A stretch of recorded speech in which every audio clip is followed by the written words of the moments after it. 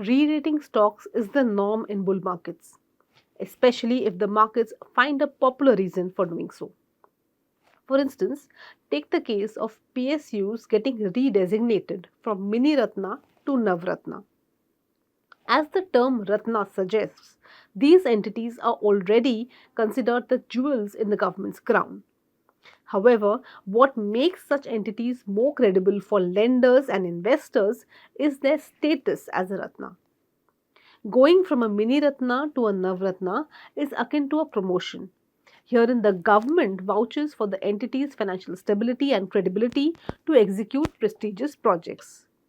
Such change of status recently happened for a newly listed green energy company, IREDA. And without blinking, markets offered the stock a substantially higher PE multiple. The stock's PE multiple went from 25 times to 40 times in a month. No change in fundamentals notwithstanding. So one wonders if other such mini Ratna stocks have the potential of re-rating and becoming re-rating candidates. A mini Ratna incorporated in 2000 as the Signalling and Telecom arm of Indian Railways caught my attention. Over the past 2 decades, RailTel has evolved into a prominent internet and telecom solutions and services provider for the Indian Railways. It is in fact one of the largest neutral telecom infrastructure providers in the country. The company's core asset is its extensive pan India optic fiber network.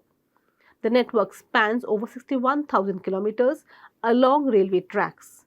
It covers key towns, cities, and even rural areas. In the key cities, RailTel has a network of 21,000 kilometers with 1,050 telecom towers. It also has a government empaneled Rail Cloud, a specialized security operations center, and a highly qualified team of domain experts. The company already offers leased internet lines and rail broadband to sectors like coal, banking, health, defense, etc. Wonder why these matter beyond the core business of the company? Because these make the entity an ideal candidate for becoming one of India's key data center companies. What are data centers? A data center is a facility where the companies store their information. They provide reliable power, cooling, security, and connectivity. What makes the data centers unique is that they are designed to withstand natural disasters such as hurricanes or earthquakes. Data centers are becoming increasingly important to businesses. Businesses today are data driven, and this means that their data centers are needed to house the servers. But what is the growth opportunity here? A report by the CII predicts that by 2026, data centers are expected to fetch investments up to $10 billion. According to the report, Mumbai will account for the largest share of data centers as it is currently, which is 49%. The city has benefited from the presence of a landing station and a submarine cable connectivity. Delhi NCR currently has about 17% of the total data center capacity, followed by Bangalore. As India continues to make significant strides in the digital landscape, these projections signal a transformative phase in the country's technological evolution. The government has also proposed the draft data center policy in 2020 to streamline the regulatory process and incentivize investments. Currently, India has about 151 data centers and it ranks 14th in the world. With 880 million users, India has witnessed a surge in the data center capex. However, when compared to the US and China in terms of internet penetration and the number of internet users, India's numbers pale in terms of data center capacity per user. These reflect the country's potential to expand this crucial digital infrastructure.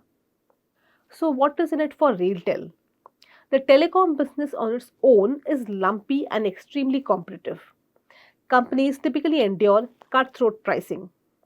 RailTel has a rural and urban mix for broadband connections in a 60-40 ratio with focus on rural areas. So the telecom business alone can neither ensure volume nor margin growth for the company. Telecom is a capex heavy business. RailTel has outlined capex of around 1.8 billion rupees for the next fiscal, and in future too the capex requirement is expected to remain in the same range. As of March 2024, RailTel's order book stood at 48 billion rupees.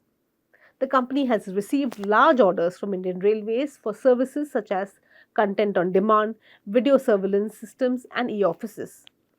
It also has orders from Coal India, Ordnance Factory Board, Indian Air Force, etc. for system integration and bandwidth requirements. However, the key growth catalyst is expected to be the data center business. RailTel has already set up 2 data centers at Gurgaon and Hyderabad, from which it provides host of managed services including cloud and security operations for various government organizations. The company is now planning to create a 30 megawatt data center at its Noida plot of about 17,000 square meters under a partnership model. This is expected to be an investment opportunity of approximately 15 billion rupees for the data center partner. So the Miniratna is on a reasonably sound footing due to its monopoly over the telecom and IT infrastructure requirement of the Indian Railways. However, RailTel's potential to deliver higher growth on the back of its data center business and its subsequent ranking as a Navratna could be the triggers for the stock's re-rating in the future. Keep a watch on this stock. Hope you like this video. Thanks for watching.